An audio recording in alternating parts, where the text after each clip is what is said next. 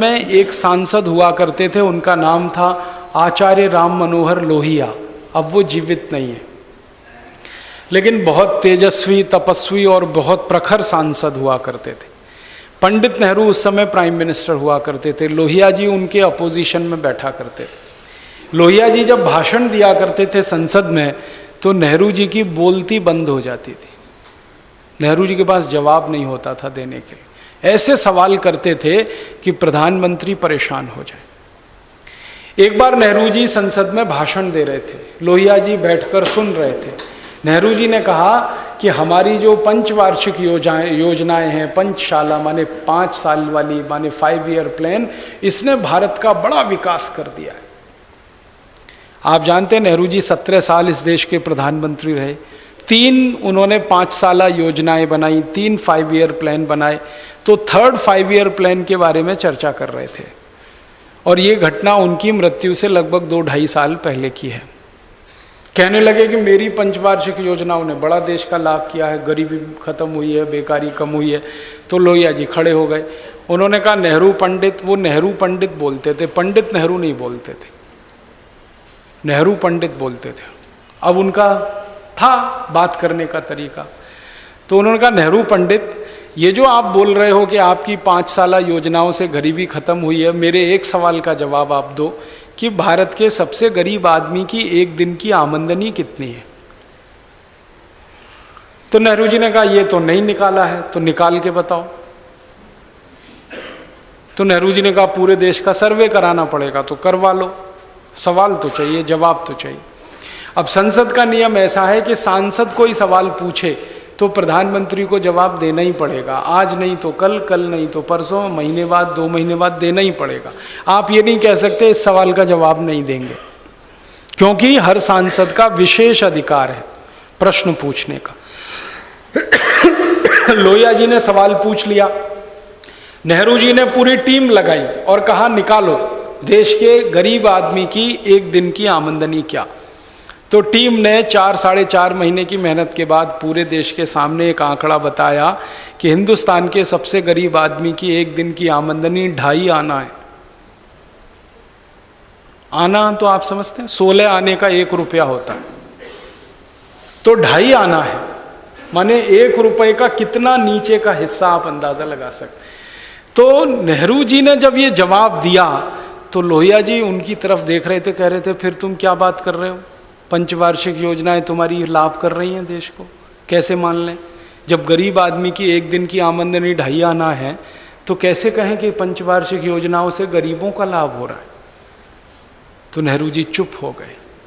तो लोहिया जी ने कहा कि तुम्हारी योजनाओं से गरीबों का कोई लाभ नहीं हो रहा है, जो अमीर हैं वो और अमीर होते चले जा रहे हैं, गरीबों का कोई लाभ नहीं हो रहा है।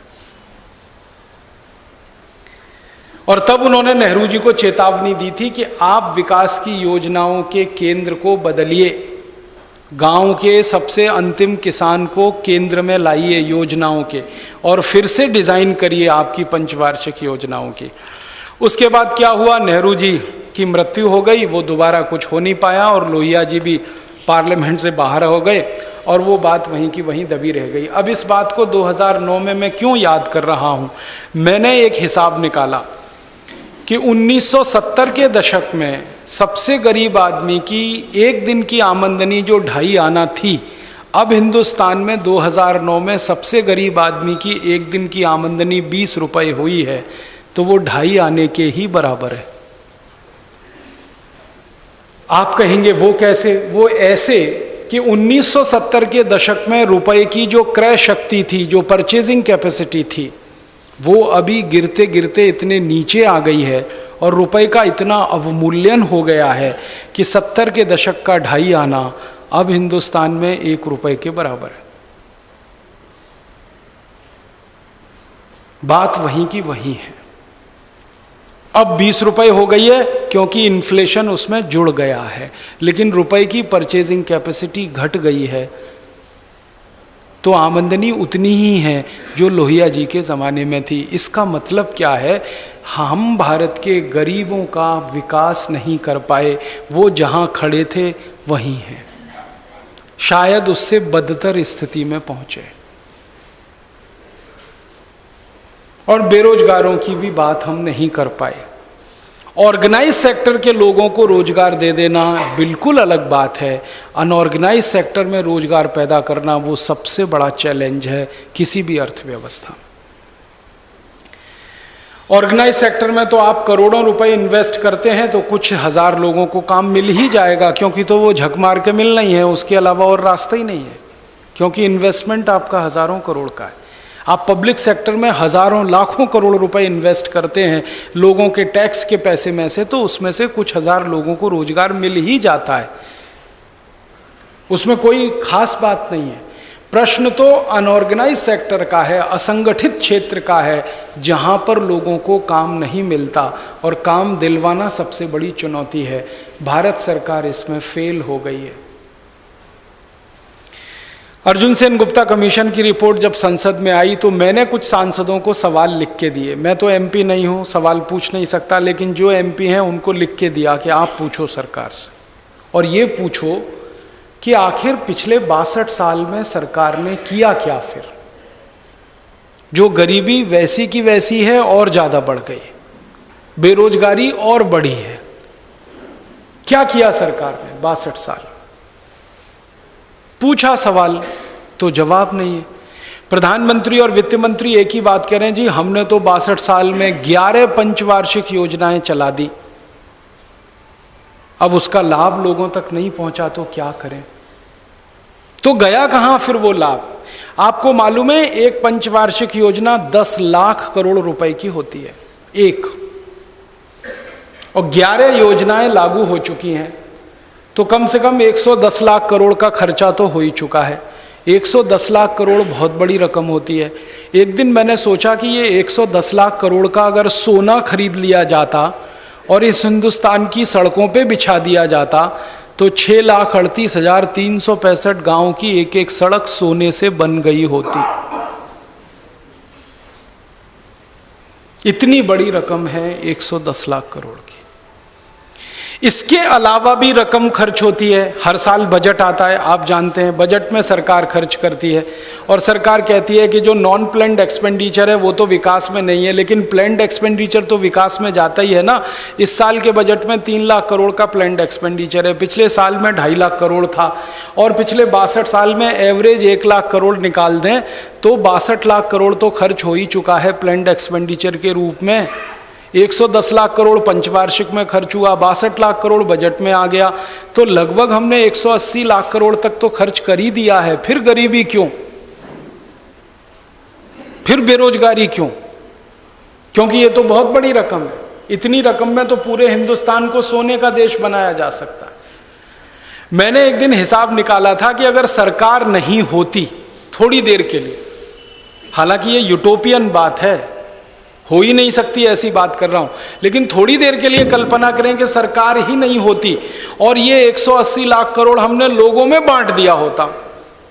ले लो भाई, जिसको जितना मर्जी है ले लो, या एक एक व्यक्ति के हिसाब से पर कैपिटा कैलकुलेशन करके बांट दिया होता, तो हर हिंदुस्तानी कम से कम करोड़पति तो हो ही गया होता। कम से कम करोड़पति हो गया होता। भूखमरी में तो नहीं मरता, ज्यादा खाके मरता वो अलग बात है, भूख से तो नहीं मरता। तो बात बिल्कुल साफ है कि हमने योजनाएं बनाई, पैसे खर्च किए, वो पैसे आपने टैक्स के रूप में सरकार को दिए, भगवान ने नहीं दिए, किसी पड़ोसी देश ने नहीं दिए। आपके खून पसीने की कमाई से सरकार ने टैक्स लिया और आपके टैक्स के पैसे का इतना सारा खर्च किया, फिर उसका रिजल्ट तो कुछ नहीं निकला। तो हुआ क्या? ये गया कहाँ पैसा? विकास नहीं हुआ तो कहाँ गया? इसका उत्तर हमारे देश के एक भूतपूर्व प्रधानमंत्री ने दिया है, जिसको कभी भूलना मत आप। एक प्रधानमंत्री हुए राजीव गांधी, उन्होंने इसका उत्तर दिया। उन्होंने कहा कि जब विकास के लिए मैं दिल्ली से 1 रुपया भेजता हूं किसी अंतिम आदमी के लिए, तो उस अंतिम आदमी तक 15 पैसा ही पहुंचता है। 85 पैसा कहां जाता है? तो श्री राजीव गांधी ने कहा वो लीकेज हो जाता है। बहुत सुंदर शब्द इस्तेमाल किया, लीकेज हो जाता है। अब आप कहेंगे जी ये लीकेज क्या बला है? सीधा सा मतलब है नेता और अधिकारी खा जाते हैं उसको, सीधा सा मतलब ये भ्रष्टाचार में चला जाता है। अब ये बात राजीव गांधी ने कही थी 1984 में, जब उनकी मां की मृत्यु होने के बाद वो संसद में प्रधानमंत्री बनकर आए थे और बड़े ईमानदार थे वो उस समय, मिस्टर क्लीन कहा जाता था उनको। और उनकी ईमानदारी पर और श्रीमती गांधी के मरने पर लोगों ने ऐसा भाव उड़ेल दिया था कि संसद में 435 सीट लेकर पहली बार कोई प्रधानमंत्री जीत के आया था। इतनी सीट तो कभी उनके नाना को भी नहीं मिली। पंडित नेहरू भी इतनी मेजॉरिटी से कभी नहीं जीत के आए, जबकि नेहरू जी का एक करिश्मा हुआ करता था इस देश में। ये देश कहता था Nehru is India, India is Nehru. उस समय भी कभी 435 सीट उनको नहीं मिली, राजीव गांधी को मिली। लोगों ने उनमें भरोसा दिखाया था। उन्होंने संसद में ईमानदारी से ये कहा था कि विकास के 1 रुपए के खर्चे में 15 पैसा ही पहुंचता है, 85 पैसा लीकेज में जाता है, माने भ्रष्टाचार में, घूसखोरी में जाता है। अब ये 84 में कहा, अब 2009 आ गया, भ्रष्टाचार बढ़ा है, कम नहीं हुआ है। अगर मैं ये कहूं कि राजीव गांधी के ज़माने में तो भ्रष्टाचार की गंगोत्री हुआ करती थी, अब तो भ्रष्टाचार का महासागर है। और राजीव गांधी के सुपुत्र राहुल गांधी ने यह स्वीकार किया है अभी थोड़े दिन पहले कि विकास के लिए जो 1 रुपया भेजा जाता है उसमें 10 पैसा भी नहीं पहुंचता। राहुल गांधी का कहना है कि शायद 7-8 पैसे भी पहुंच जाए तो बड़ी बात है। हो सकता है इसका ठीक से रेक्टिफिकेशन हो तो 5 पैसा ही निकले। इसका मतलब बहुत साफ है कि विकास की बड़ी बड़ी योजनाएं बन तो रही हैं इस देश में, लेकिन उसका फायदा आम आदमी को नहीं मिल रहा है, क्योंकि लीकेज है सिस्टम में, क्योंकि करप्शन है, क्योंकि घूसखोरी है, रिश्वतखोरी है, और अगर कहें तो डकैती है, लूटखोरी है। लूट लेते हैं इस पूरे धन को। कौन लूटते हैं? हमारे नेता, हमारे अधिकारी। और इस विषय पर जब हमारा ध्यान गया, अर्जुन सेन गुप्ता कमीशन रिपोर्ट आने के बाद खोजना शुरू किया कि आखिर जा कहां रहा है पैसा, तो पता चला नेताओं की जेब में जा रहा है, अधिकारियों की जेब में जा रहा है। और ये नेता और अधिकारी जो पैसे को लूट रहे हैं वो इतने ज्यादा निकृष्ट हैं कि उस पैसे को भारत के बाहर भेज रहे हैं, यहां नहीं रखते, बाहर जाता है। कहां जाता है? स्विट्जरलैंड में जाता है। स्विट्जरलैंड नाम के देश में कुछ बैंकें हैं जिनको स्विस बैंक्स कहा जाता है, वहां पैसा जमा करते हैं ये लूट का। क्यों? क्योंकि वो अकेला देश है दुनिया में जहां की बैंकों में आप कितना भी पैसा जमा करो वो पूछते ही नहीं कहां से लाए हो, सोर्स की बात ही नहीं करते। वो तो कहते कर रख दो, जितना है रख दो, 10 करोड़ 20 करोड़ 50 करोड़, और वहां डॉलर्स में बात होती है, रुपए का बात ही नहीं। स्विस बैंकों में खाता खोलना बहुत आसान है। हिंदुस्तान में उनके हजारों एजेंट हैं। किसी एक एजेंट से मैं आपकी बात कराऊं, आप फोन पे बात करिए, कल अकाउंट खुल जाएगा आपका। बस इतना ही है कि मिनिमम जो आपको डिपॉजिट रखना पड़ेगा वो 10 करोड़ डॉलर है, इतना ही है।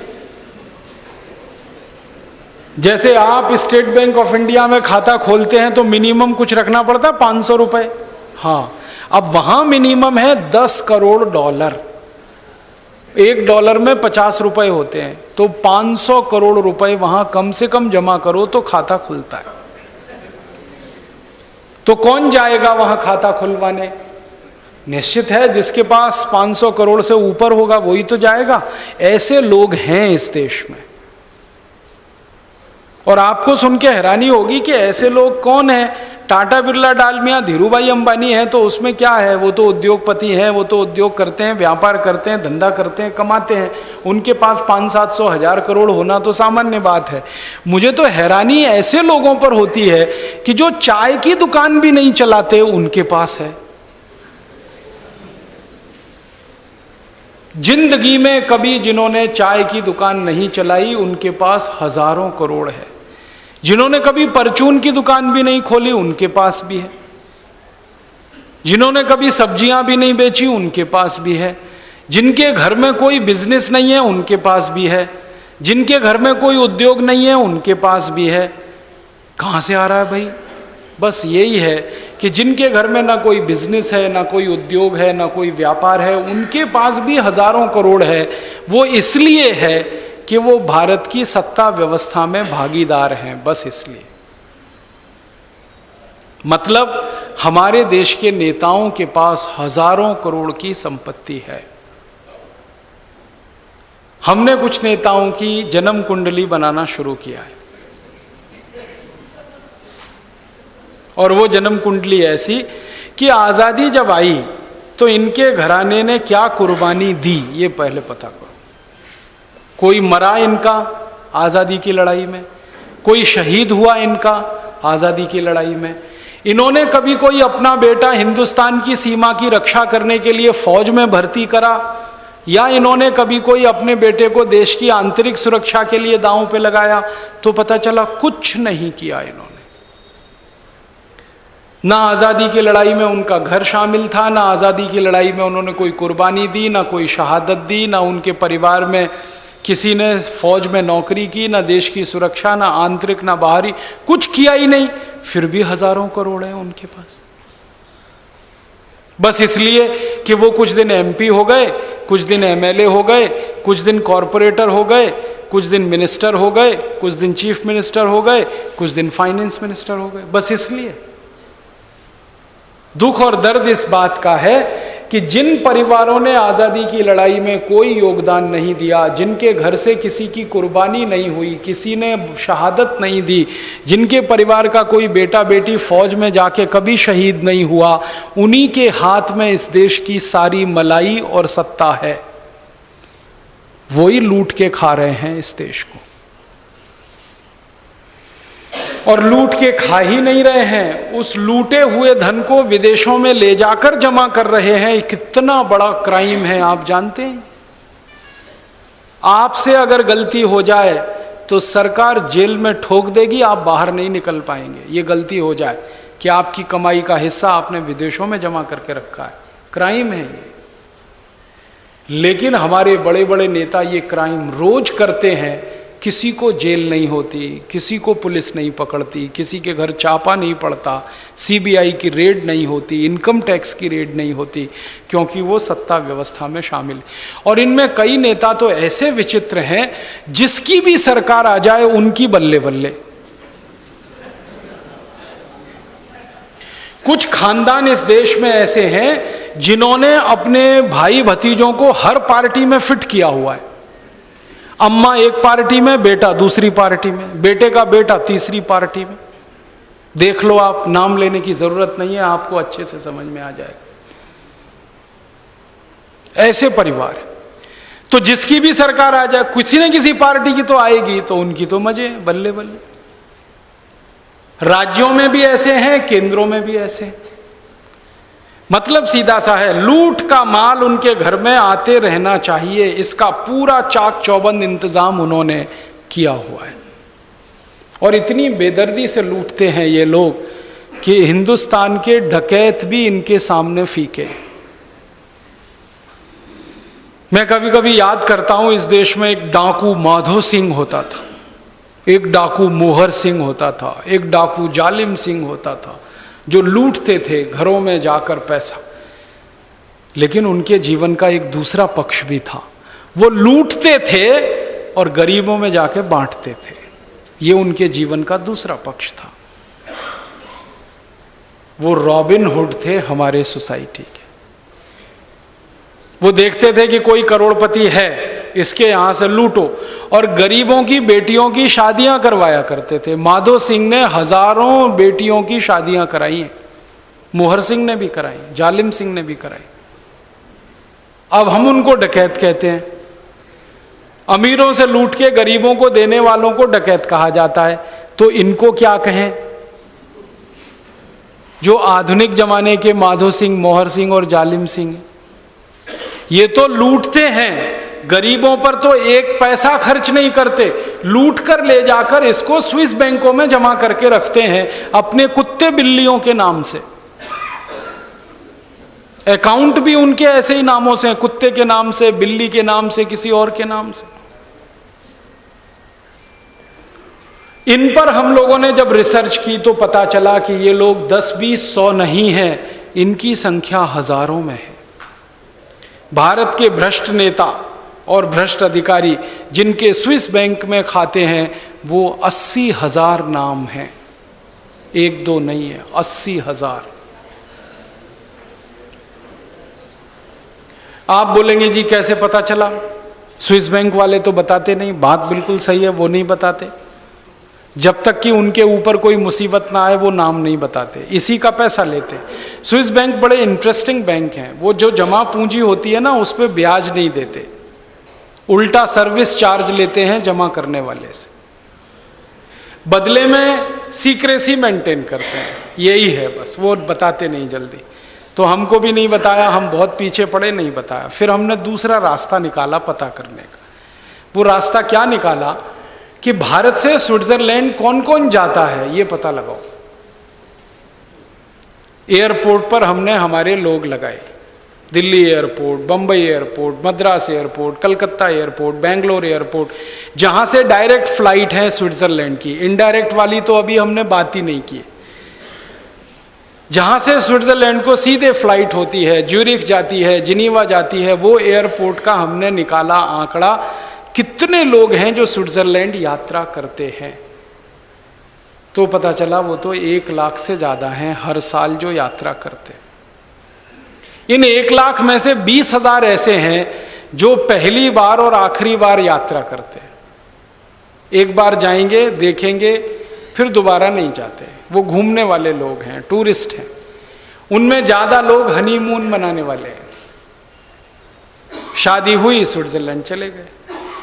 उनको हमने पूछे, इंटरव्यू लिए कि आप क्यों नहीं गए दूसरी बार? तो उन्होंने कहा रखा क्या है वहां, पहली बार गए थे, हमने नाम सुना था, लेकिन गए तो वहां कुछ नहीं है। क्यों? वो कहते हैं स्विट्जरलैंड से ज्यादा सुंदर तो पंचमढ़ी है अपना, उससे ज्यादा सुंदर तो डलहौजी है, उससे ज़्यादा सुंदर तो उत्तराखंड है, उससे ज़्यादा सुंदर तो जम्मू कश्मीर है। वो कहते हैं इतने स्थान हैं अपने भारत में जो बहुत सुंदर हैं, हमने तो नाम बड़े और दर्शन थोड़े ये पाया वहाँ जाकर। फिर वो दूसरी समस्या बताते हैं, वो कहते हैं 2 घंटे की कार ड्राइव करो तो देश ही खत्म हो जाता है। इतना छोटा सा देश है, बैतूल जिले से भी छोटा है। 2 घंटे कार चलाओ उत्तर से दक्षिण, देश की सीमा खत्म हो जाती है। उद्योग कोई है नहीं उस देश में, व्यापार कुछ होता नहीं है, ट्रेडिंग कुछ नहीं है, कोई ट्रेडिंग एक्टिविटी नहीं है, और इंडस्ट्री कोई नहीं है। फिर भी दुनिया में हाईएस्ट इनकम ग्रुप में वो देश आता है। पर कैपिटा इनकम में स्विट्जरलैंड हाईएस्ट है पूरी दुनिया। उनके आदमी की 1 साल की जो आमदनी है वो दुनिया में किसी देश के आदमी की नहीं है। तो इंडस्ट्री है नहीं, बिजनेस कोई है नहीं, ट्रेडिंग चलती नहीं, खेती कुछ होती नहीं, क्योंकि साल में 8 महीने बर्फ पड़ती है, खेतों में बर्फ जमा रहती है, घास का तिनका भी नहीं उग सकता, तो खेती नहीं है। अब कुछ नहीं है तो हाईएस्ट इनकम कहां से है? तो वो ऐसे है कि भारत जैसे दुनिया में कुछ देश हैं जहां भ्रष्टाचार सबसे ज्यादा है, वहां के नेता और अधिकारी अपने अपने पैसे उनके बैंकों में रखते हैं, और स्विट्जरलैंड वाले इतने होशियार हैं, इस पैसे पर किसी को ब्याज नहीं देते, उस पैसे को वो दूसरों को ब्याज पर देकर अपना काम चलाते हैं। पैसा हमने वहां जमा कर दिया, हमको कुछ नहीं मिलेगा, हमारा पैसा वो अमेरिका को कर्ज में दे देंगे और अमेरिका से 4%, 5% ब्याज ले लेंगे। खर्चा तो कुछ हुआ नहीं, वही इनकम है, और वो इतनी बड़ी है कि उनके देश का सारा धंधा इसी पे चल रहा है। तो भारत के नेता वहां जाके खजाने बना रहे हैं, अधिकारी खजाने बना रहे हैं, और इन खजानों में वो पैसा जमा हो रहा है जो गरीबों पे खर्च होना चाहिए था, जो विकास के लिए लगना चाहिए था, वो पैसा वहाँ गया। तब समझ में आता है कि आज़ादी के 62 साल के बाद विकास क्यों नहीं हुआ, हो जाना चाहिए था। आज़ादी के 62 साल के बाद देश की ये परिस्थिति है कि हमारे देश में 6,38,365 गाँव में से 4 लाख गाँव में अभी भी बिजली की व्यवस्था नहीं है, अभी भी।